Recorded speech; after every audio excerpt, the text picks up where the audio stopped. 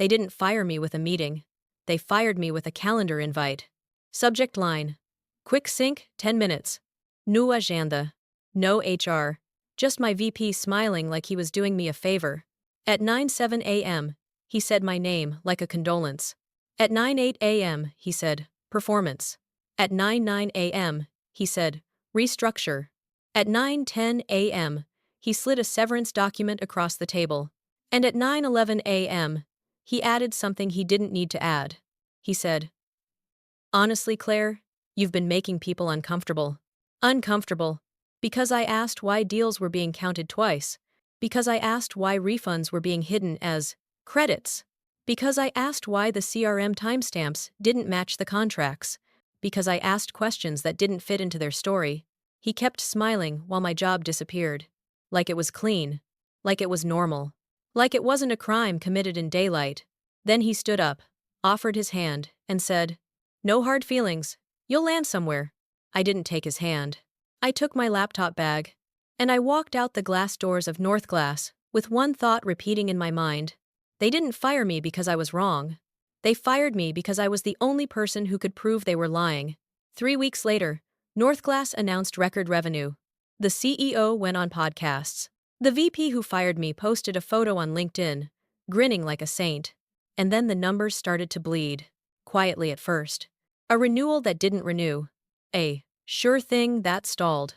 A bank that asked for backup documentation. Northglass didn't panic. Not yet. Because they still believed the truth was something you could bury under enthusiasm. They didn't know I'd already buried something else. A trigger. Not a weapon. Not a threat. Just a folder. A folder of receipts. And the kind of evidence that doesn't scream. It simply sits there. Patient, waiting for the exact moment. Someone important asks the wrong question. I wasn't hired to be a hero. Northglass called my role revenue operations. But in real life, it meant I cleaned up messes. Sales promised the moon. Legal tried to keep the company out of court. Finance begged for consistency. And my job was to stitch the whole thing together so the numbers looked sane. I liked the work. Not because it was glamorous. Because it was true. In my first week, I found 3 different versions of booked revenue. Sales had one number. Finance had another. The CEO had a third he liked better. When I pointed it out, my manager at the time, Jenna, laughed like it was cute. That's Northglass, she said. We move fast. Move fast. That phrase is a blanket. People throw it over anything ugly and pretend it's innovation. By month 2, Jenna was gone. Promoted out, or pushed out. I never learned which. That's when Caleb Voss, our VP of Sales, took temporary oversight of RevOps. Temporary. The way a landlord says, just a few days, before you realize they own the building. Caleb was the kind of man who wore confidence like a tailored jacket. Always crisp. Always loud in meetings. Always saying my name when he wanted something. Claire, you're a rock star. Claire, you save us. Claire, you make the numbers sing. But he never said it when I did something right. He said it when he needed me to make something disappear. The first time was small. A rep named Dylan had booked a deal on the last day of the quarter. The contract wasn't signed. The customer hadn't paid. But the forecast deck already showed the win. Caleb called me late. Hey, can you just mark it closed won for now? He asked, casual. We'll clean it up next week. I stared at my screen. The CRM had rules. Audit logs. A reason. Caleb, I said. If I do that, it shows as booked revenue. Silence, then a chuckle. Claire. We're not committing a felony. We're managing optics. Optics. A prettier word for lie. I didn't do it. Not that night. The next morning, the deal was marked closed won anyway. Not by me. By Caleb. He had admin permissions he wasn't supposed to have. I scheduled a meeting. I thought maybe it was a misunderstanding. He arrived 10 minutes late, coffee in hand, smiling like a good guy in a movie. Claire, he said, you're detail-oriented. I love that about you. That's how he started. Like a compliment. Then he leaned in, voice softer. But you need to understand something. At Northglass, we're building a rocket ship. And rockets don't stop mid-launch, because someone wants to double-check the math. I watched him. This man didn't fear consequences. Because he believed consequences were for other people. Okay, I said. So who owns the audit risk? Caleb smiled, bigger. I do, he said. I'm the VP. And for a moment, I almost believed him. Until the first board meeting. They needed slides. They needed certainty. They needed a story that climbed. And when finance asked why the CRM totals didn't match the billing system, Caleb didn't say, I changed it. He said, Claire's team is still aligning the data. My team. My name. My liability. That night, I went home and opened a fresh Google Doc. Not dramatic. Not paranoid. Just precise. I wrote down what happened. Dates. Times. Screenshots. Because I'd learned something important at my last company. When people start using your name, like a shield, they plan to drop it later like a weapon. Over the next few months, the requests multiplied. Can you backdate the close date? Can you reclassify churn as downgrade? Can you hide that refund under credits so it doesn't spike the chart? And every time I pushed back, Caleb used the same tone. Warm, friendly, fatherly. Don't be difficult, Claire. That sentence wasn't advice. It was a warning dressed like a smile. Then one day, Caleb invited me to an executive forecast review. Only VPs. Only directors. And me. I thought it was recognition. It wasn't. It was a trap with fluorescent lighting. The CEO, Mark Halden, sat at the head of the table, silver hair, perfect teeth, eyes like a camera lens. He flipped through the deck, nodding. Then he looked up. Why is retention down? He asked. Caleb didn't hesitate. He pointed at my slide. Claire, he said. Can you explain? Your team owns the reporting. Every head turned toward me. My slide. My data. But not my decisions. I felt my heartbeat climb my throat. I could have played along. I could have said something vague. Something safe. But my mouth opened on its own. Retention is down because we're counting churn correctly now, I said. The prior quarters were not aligned. Mark's eyes narrowed. Not aligned how? Caleb's smile froze. Like someone paused a video. I could feel it, the air changing. I didn't name Caleb. Not directly. I didn't accuse anyone. I simply told the truth, in a room that ran on fiction. Mark turned to Caleb. Caleb laughed lightly. Claire's being literal, he said. She's newish to the way we message things. Message. Another pretty word. Mark stared at me, then said, Thanks, Claire. His voice was polite, but his eyes said something else. They said, You just embarrassed someone important. That night, Caleb messaged me on Slack. Hey! Quick note. In exec rooms, we stay aligned. If you have concerns, you bring them to me first. I read it 3 times. Then I replied, Understood. Please confirm in writing that you want me to adjust reporting practices outside policy so we can stay aligned. It took him 5 minutes to respond. His message was 1 sentence long. Let's talk tomorrow. He never wanted anything in writing. That's when I knew. This wasn't a culture problem. This was a plan. And I was standing in the wrong spot on the board. So, I did what I always do when a system starts lying. I started measuring it. Every change request. Every admin action. Every timestamp. Every deal with a strange pattern. I didn't steal anything. I didn't hack anything. I simply saved what already existed, because I knew soon it wouldn't. And then one Friday, at 6:13 p.m., Caleb walked past my desk and said something like it was nothing. Enjoy your weekend, Claire. Next week's going to be different. He smiled as he said it. And I realized I was looking at a man who'd already decided my future and thought I wouldn't notice. Monday started with silence. Not the peaceful kind. The kind that tells you people have already talked about you. I walked into North Glass at 8:31 a.m., smiled at the receptionist, nodded at the sales pit. Nobody nodded back. At my desk, my monitor woke up, and a single Slack message sat pinned at the top of my screen. From Caleb. Quick sync today. 10. Conference room C. No agenda. New context. Just a time and a room. That's how North Glass did punishments. Like meetings. I clicked into Salesforce to start my usual checks. Error. Insufficient privileges. I tried again. Same message. Then Looker. Access denied. Then the shared drive, where our quarterly reporting logic lived. Gone. My permissions didn't slip. They were cut. I sat there for 3 seconds, hands still, and felt something cold settle behind my ribs. This wasn't a mistake. This was theater. At 9:02, Jenna, my former manager who had moved on, sent me a text. Not Slack. A private text, like she didn't want the company to see her warning. Hey, heads up. Caleb's telling people you've been difficult. Just be careful. Difficult. That word again. The corporate dagger that leaves no blood on the floor. I didn't reply right away. I just stared at it, because I knew what happened next. When a powerful man calls a woman difficult, he's not describing her behavior. He's building permission to remove her. At 9:17, finance pinged me. Claire, did something change? I can't see the RevOps dashboard. Also, the retention metric just updated. And it looks weird. Weird. That was finance's way of saying, this is wrong, and it's going to get someone sued. I typed back. I'm locked out. I'll update you after 10. Then I opened my personal notebook. Not a journal. Not feelings. A log.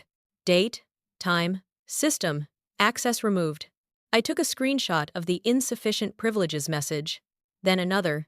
Then I forwarded the system notification email that confirmed my role had been changed, because Northglass never said things out loud. They left paper trails and hoped you were too shocked to pick them up. At 9:38, a sales manager named Trevor leaned on the edge of my desk like we were friends. Trevor was one of Caleb's guys, the kind who laughed at jokes before the punchline. Hey, he said, voice low. Everything okay? Fine, I said. He nodded slowly. Cool, cool, just, Caleb really values alignment. People get nervous when there's friction.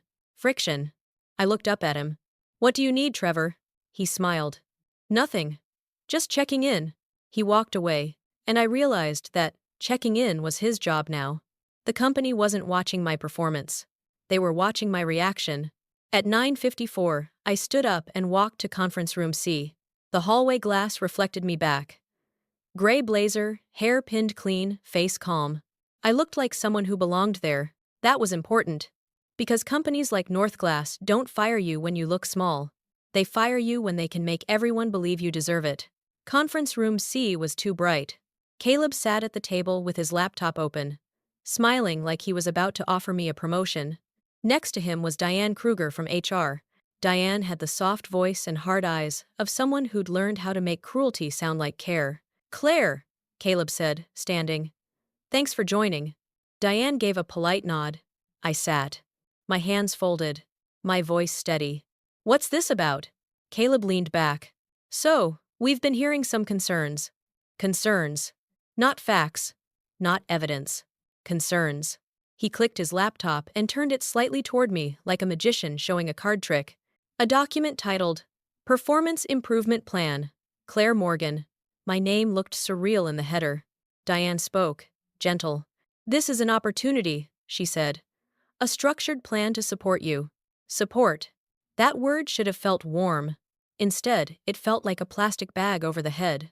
I didn't touch the laptop. Can you explain what I've done that requires a PIP? I asked. Caleb's smile didn't change. It's not one thing. It's patterns. Patterns. He said it like he was disappointed. Resistance, he continued. Escalating things unnecessarily. Creating tension with sales leadership. Undermining alignment. Alignment. Again. Diane added. We also received feedback that you can be abrasive in meetings. Abrasive. I almost laughed, because the only time I'd been abrasive was when I'd asked why we were backdating deals. I looked at Diane. Who specifically said I'm abrasive? She blinked once. Multiple stakeholders, she said. That's what HR does when they don't want accountability. They turn people into shadows. I turned to Caleb. Before we go further, I said, I noticed my access was removed this morning. Was that part of this? Caleb's eyebrows lifted like he was surprised. I noticed. Oh, that's temporary, he said. To prevent confusion. We're restructuring responsibilities. Restructuring? I repeated. Diane jumped in. This is common during a support plan. We want to limit pressure while you focus. Limit pressure. By removing my ability to do my job, I stared at them. And in that moment, I understood the shape of their strategy.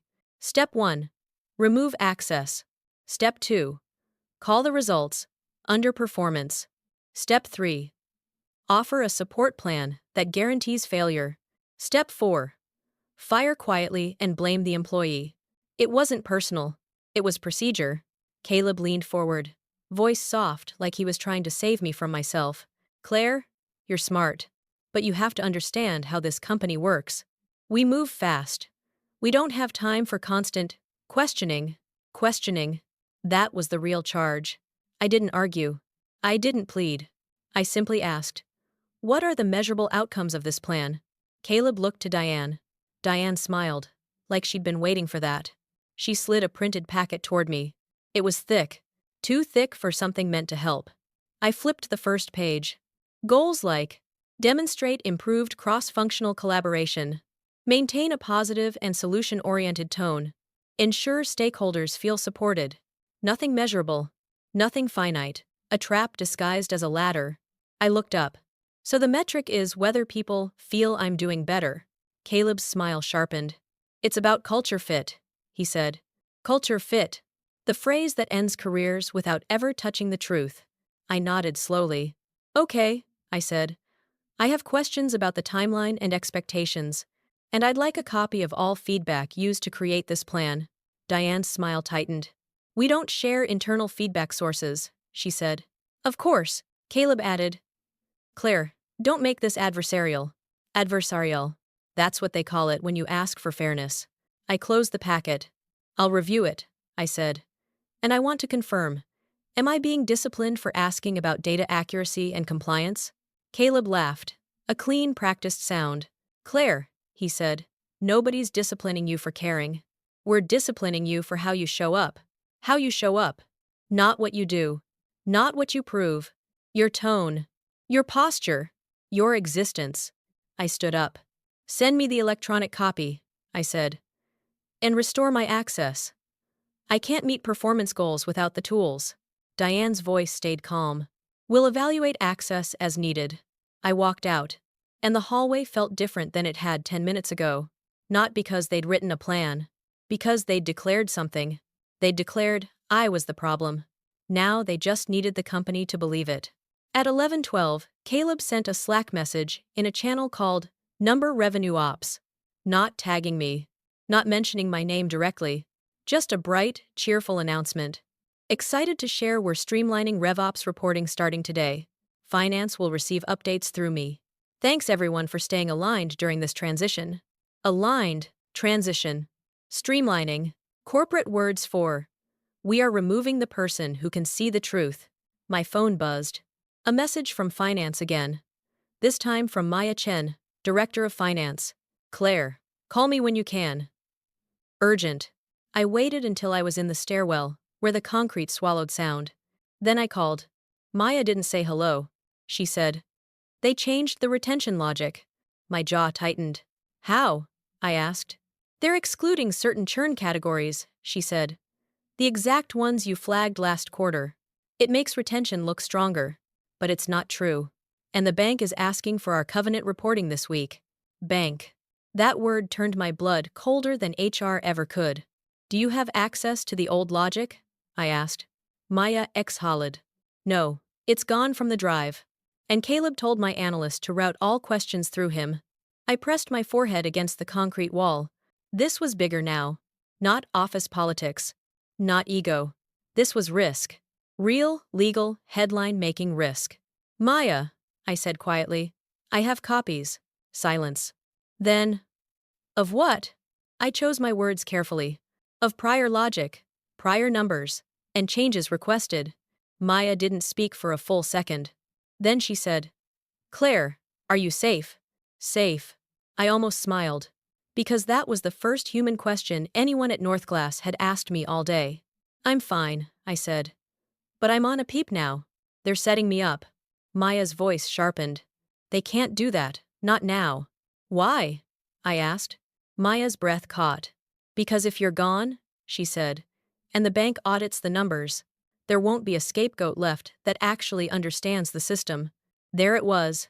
They didn't just want me gone. They needed me gone before the question arrived. Because if the right person asked the wrong question, my existence would become evidence. At 12:06, I returned to my desk. There was a new item on my chair, a small cardboard box, the kind you get when you're being transitioned. Inside were the things I barely considered mine: a mug, a pen, a notebook, a sticky note with a password hint. No one had told me to pack, but the company was already imagining me as past tense. I picked up the sticky note and stared at the handwriting. My own. And suddenly, I felt something clear. Not rage. Not panic. Clarity. They were moving fast. So I would move precise. I opened my personal folder at home through my phone, the one I'd been building since the first optics request. Screenshots, email threads, audit logs, meeting notes, not to destroy them, to survive them. And then I created one more document. A simple timeline. A timeline that began with a backdated deal and ended with one question: who benefits? Because the moment you ask that, in a company like Northglass, you stop being an employee. You become a threat. The email arrived at 2:41 p.m. It didn't sound angry. It didn't sound suspicious. That's what made it dangerous. Subject: Covenant Verification Q. 4 Revenue Metrics. From Lakeshore Capital Credit Risk Team. Polite greeting. Professional tone. One simple request. Please provide supporting documentation for your reported retention and recognized revenue figures for the last 2 quarters. Specifically, we require a breakdown of churn classifications and contract close dates. No accusation. No threat. Just math. At Northglass, math was a foreign language. I wasn't copied. Of course I wasn't. But at 2:46, my phone buzzed anyway. Maya. Did you see it? She asked. I wasn't included, I said. I know, she replied. But Caleb forwarded it to me with one line. What line? I could hear her swallow. He wrote, Claire's team handled historical logic. We're cleaning it up now. My team. Even now. Even while locking me out. I leaned back in my chair and stared at the ceiling tiles. This was the moment. Not dramatic. Not cinematic. Just a quiet fork in the road where one decision changes everything. If I stayed silent, the story would be simple. Claire's team made mistakes. Claire resisted change. Claire was let go. The numbers? Reframed. Adjusted. Explained away. But if I spoke too loudly, too soon, I'd look exactly like what they'd been painting me as. Disgruntled. Defensive. Unprofessional. So, I did neither. I waited. At 3:02, Caleb Slack called me. I let it ring twice before answering. Hey Claire, he said, voice unusually brisk. Quick thing. Quick thing. Always before a disaster. Sure, I said. So finance is looping you in, he continued. The bank has questions about historical reporting. Nothing major, but I want to make sure we're aligned on messaging. Messaging. There it was again. What do you need? I asked. A pause. Not long enough to be suspicious. Just long enough to be telling. Do you have any old files, he asked, that might confuse the picture? Confuse the picture. I pictured my folder. The one with timestamps that told the opposite story. No, I said. I have documentation. Caleb exhaled, like he was smiling. Great, he said. Then here's what we'll do. If anyone asks, we'll say, prior logic was immature, and we've since improved it. No need to dig into specifics. No need? I repeated.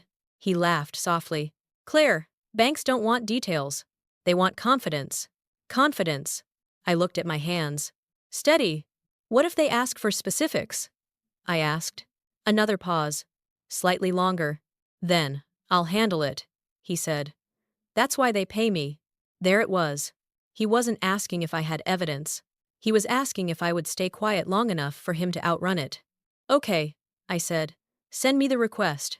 I already did, he replied, too fast. You should have access. I checked my inbox. Nothing. I don't see it, I said. Caleb murmured. Must be a delay. A lie so small he didn't even try to sell it. Listen, he added, voice dropping. This is a sensitive moment for the company. How you show up here matters. How you show up. That phrase had become a verdict. Understood, I said. We hung up. At 3:19, an unfamiliar name appeared in my inbox. Rachel Nguyen. Senior Associate, Credit Risk. Lakeshore Capital. She'd forwarded the same request, but this time, she'd added one line.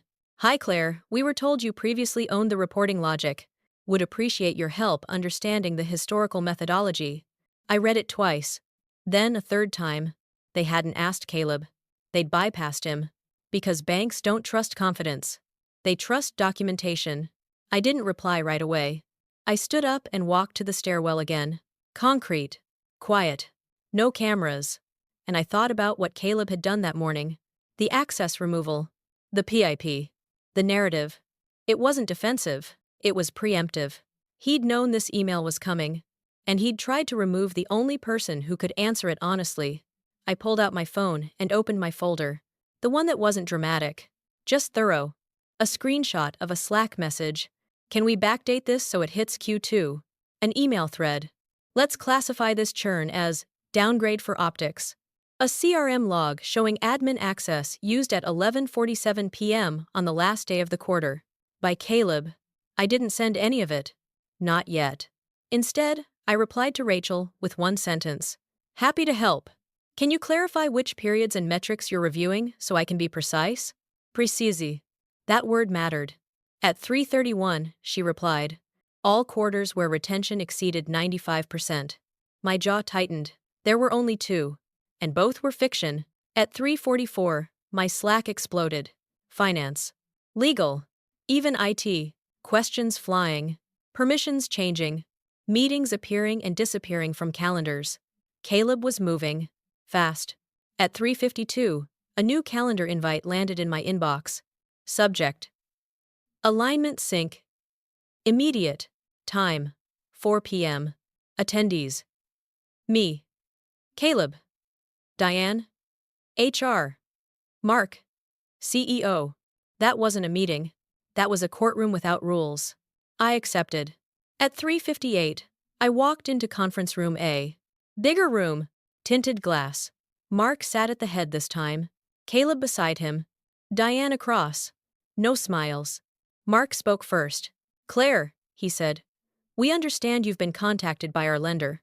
I nodded. They asked for clarification, I said. Caleb jumped in. And we've got that covered, he said quickly.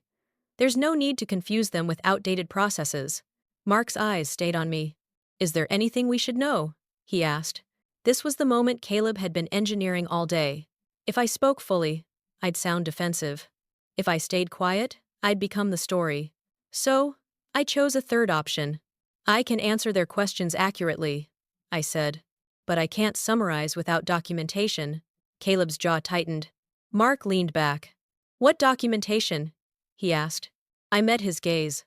The documentation showing when metrics were changed, by whom, and why. Silence. Heavy now. Mark looked at Caleb. Caleb laughed. Claire's being overly cautious, he said. We iterate fast. Iterate fast. Mark didn't smile. Do you have that documentation? Mark asked me. Yes, I said. Caleb turned toward me sharply. Claire, this isn't the time. Mark raised a hand. Let her finish. I didn't pull out my phone. I didn't project anything. I simply said, I've retained copies of reporting logic, change requests, and audit logs from my role. I kept them because I was responsible for accuracy. Diane's pen stopped moving. Mark's eyes narrowed. You kept company data? He asked. I kept records of my work, I replied. Within policy. True. Caleb leaned forward, voice tight. This is exactly the behavior we're talking about, he said. Distrust. Creating risk. Risk. I looked at him. No, I said calmly. The risk is answering a bank with a story instead of evidence. Mark's gaze didn't leave my face. Can you provide the evidence? He asked. Yes, I said. When? He asked. When you authorize me to, I replied. Caleb exploded. This is insane, he said. You're on a PIP. You don't get to dictate terms. Mark didn't look at him. He looked at me. Claire, he said, slowly. Did anyone instruct you to alter metrics improperly? The room held its breath. I could end it here. I could burn everything down in one sentence. But that wasn't how systems fall. They fall when they're forced to tell the truth themselves. I was instructed to adjust classifications for optics, I said. I documented those requests. Mark closed his eyes for half a second. Then he stood up. We'll pause this, he said. No one contacts the bank until legal reviews the documentation. Caleb stood too. This is an overreaction, he said. Mark finally turned to him. No, he said. This is governance. That word landed like a gavel. As Mark left the room, Diane gathered her papers without a word. Caleb stayed seated. For the first time since I'd met him, he didn't smile. You think you won, he said quietly. I shook my head. I think the truth just got invited into the room, I replied. He stared at me. And in his eyes, I saw it. Not anger. Fear. Because he finally understood something. I wasn't threatening him. I was removing his ability to lie. Legal didn't call a meeting. They sent an email. At 6:18 p.m., after most people had already logged off. After Slack quieted. After the building emptied. Subject. Preservation notice. It went to everyone in leadership. Sales. Finance. And me. Effective immediately, all documents, communications, and systems related to revenue reporting, CRM access, and deal classification are subject to legal hold. Legal holds are not loud. They don't accuse. They don't threaten. They simply freeze time. I read it twice. Then, I exhaled. Because a legal hold means one thing. Someone, somewhere, decided the truth was worth protecting from deletion. At 6:27, my phone rang. Unknown number. I answered. Claire Morgan? A woman asked. Yes. This is Ellen Price, Associate General Counsel at Northglass. Do you have a few minutes? I looked at my empty apartment. The light from my laptop cast long shadows across the floor. Yes, I said. Ellen didn't waste words. We've been informed you may have retained records related to revenue reporting changes, she said. I want to be clear. This call is not disciplinary. Not disciplinary. Lawyers choose words like surgeons choose instruments. Okay, I said. We need to understand the scope of what you have, she continued. And how it was obtained. I told the truth. I kept records of change requests, system logs, and reporting logic because I was accountable for accuracy. All materials were accessed through my role. A pause. Then. Did anyone instruct you to destroy or alter records? No. Another pause. Did anyone restrict your access after these requests? Yes.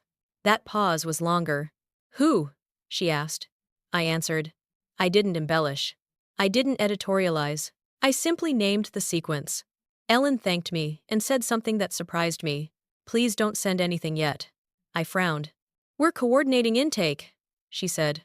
And timing matters. Timing. That word again. But this time, it was on my side. At 7:03, my Slack lit up. Caleb. Direct message. You went around me. I stared at the screen. Didn't respond. Another message. This is a bad look, Claire. Still nothing. Then the third. Legal holds don't protect you the way you think they do. I took a screenshot. Not because I was afraid. Because habits matter. At 7:19, Maya texted me. They just pulled my analyst into a room. Caleb's not answering his phone. At 7:41, IT sent a company-wide notice. All administrative access to Salesforce is temporarily suspended, pending review. That wasn't about me. That was about him. Caleb had lived in admin permissions. He'd moved numbers the way other people move furniture. And now the furniture was bolted to the floor. At 8:06, another email. Subject. Board-level audit committee review. Mark, the CEO, had added an emergency session to the board calendar. No agenda. Just one line. Revenue recognition practices. I closed my laptop and leaned back. This was the part people never understand about collapses like this. They don't explode. They compress. Pressure builds in quiet rooms where no one raises their voice. At 8:34, my doorbell rang. I froze. No one ever came by unannounced. I checked the camera. Diane? Dierzer. Standing stiffly in the hallway, holding a folder. I opened the door. Claire, she said, forcing a smile that didn't reach her eyes. Do you have a moment? I stepped aside. She didn't sit. HR never sits when they're nervous. We need to talk about your PIP, she said. I waited. Diane cleared her throat. Given recent developments, she continued, we're reevaluating certain actions. Reevaluating. Corporate 4. We moved too fast. The PIP is being paused, she said. Effective. Immediately. Paused. Not removed. Because HR never admits fault. They just stop digging. Okay, I said. Diane hesitated. And we want to remind you, she added, that confidentiality remains important. I met her eyes. Of course, I said. So does accuracy. She flinched. I'll let you know next steps, she said, and left. At 9:12, my access came back. Everything. CRM. Dashboards. Shared drives. Not because they trusted me.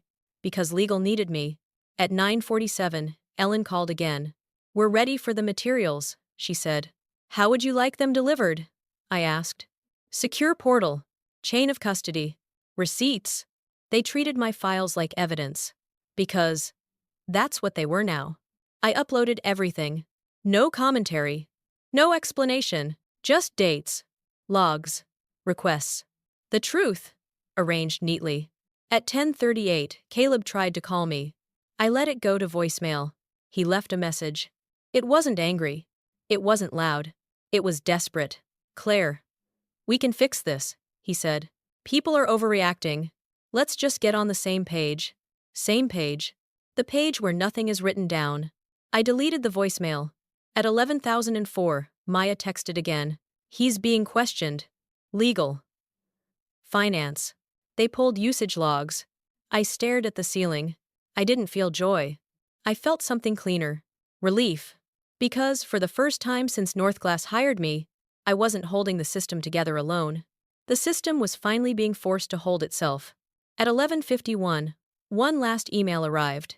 From Mark. Short. Unemotional. Claire, thank you for your professionalism during this review. Please stand by. Stand by. I closed my laptop. And for the first time in months, I slept without my jaw clenched. Because whatever happened next, it would be decided by facts. Not by tone. Not by optics. Not by who smiled best in meetings. And Caleb?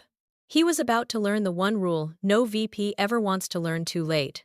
Legal doesn't care how aligned you feel, only whether the numbers survive daylight. Caleb disappeared on a Thursday. Not announced. Not explained. His Slack went gray at 9:14 a.m. His calendar emptied by 9:17. By 9:22, his name no longer auto-completed. In email. At Northglass, that's how you knew. People didn't get fired. They got erased. By noon, rumors moved faster than facts. He resigned. No, legal walked him out. I heard the board forced it. I heard nothing. Which means it's bad. No one asked me. Which told me everything. At 12:47, Mark asked me to come to his office. No calendar invite. No HRCC. Just a message. Claire, can we talk? His office overlooked the river. Glass walls. Neutral art. The kind of space designed to make hard decisions feel inevitable. Mark stood when I entered. Thank you for coming, he said. I sat. He didn't offer water, didn't smile. That wasn't rudeness. That was seriousness. We've concluded the audit review, he said. I waited. There were material issues, he continued. In how revenue was classified. In how access was controlled. In how accountability was distributed. Distributed. That word was doing a lot of work. Caleb is no longer with the company, he said. I nodded. Mark watched my face, like he expected something. Relief. Satisfaction. Vindication. He got none of it. There will be restatements, he added. The board is handling lender communications. I nodded again. Claire, he said, leaning forward. You did the right thing. That sentence landed late. Weeks late. Months late. But I let it sit. We'd like you to stay, Mark continued. We're restructuring RevOps under finance. You'd have full authority, clear reporting lines. And, he paused, my support. Support. This time, the word sounded real. I looked out the window. The river moved steadily, unbothered by men who thought they controlled direction. Before I answer, I said, I need to ask something. Of course, Mark replied. Why was I put on a PIP? I asked. He didn't answer right away. That was a failure, he said carefully. Of judgment. A pause. HR acted on incomplete information. Incomplete. I smiled faintly. And my access? I asked. Mark exhaled. That shouldn't have happened. Another non-answer. I turned back to him. Mark, I said calm. If the bank hadn't asked a question, where would I be right now? Silence. Not awkward. Honest. You'd probably be gone, he said. There it was. The truth. No apology wrapped around it. Just fact. I nodded. Thank you for being honest, I said. Mark looked relieved, like honesty itself was a favor. We want to make this right, he said. Compensation. Title. Visibility. Visibility. The thing that attracts knives. I closed my eyes for a second. Then I opened them. I believe you, I said. And I believe the company wants to change. He leaned in. But, I continued, I can't stay. The word landed quietly. Mark blinked. I'm not angry, I said. I'm not trying to punish anyone. True. I just learned something here, I continued. And I can't unlearn it. He waited. I learned that truth only mattered when it threatened money, I said. And that my safety depended on being useful. Not right. Mark opened his mouth. I raised a hand. This isn't personal, I said. It's structural. He nodded slowly. When would you want to transition? He asked. I already have, I replied. I slid a folder across the table. My resignation letter. Dated that morning. 2 weeks' notice. Clean. Professional. Unemotional. Mark looked at it. Then back at me. You know, he said quietly. Most people would have stayed.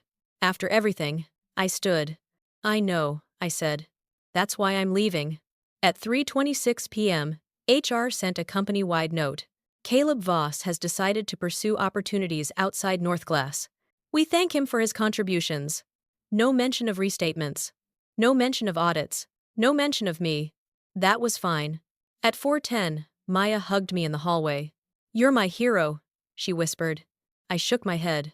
No, I said. I just didn't disappear. At 5:02, I packed my desk. Again. But this time, it was my choice. The same mug. The same pen. The same notebook. This time, no box waiting. At 5:31, I walked out of Northglass. Not fast. Not triumphant. Just finished. 2 weeks later, Northglass quietly amended its earnings release. One paragraph. Buried. Analysts noticed. The stock dipped. Nothing dramatic. Just consequence. 3 months later, I started a new role. Different company.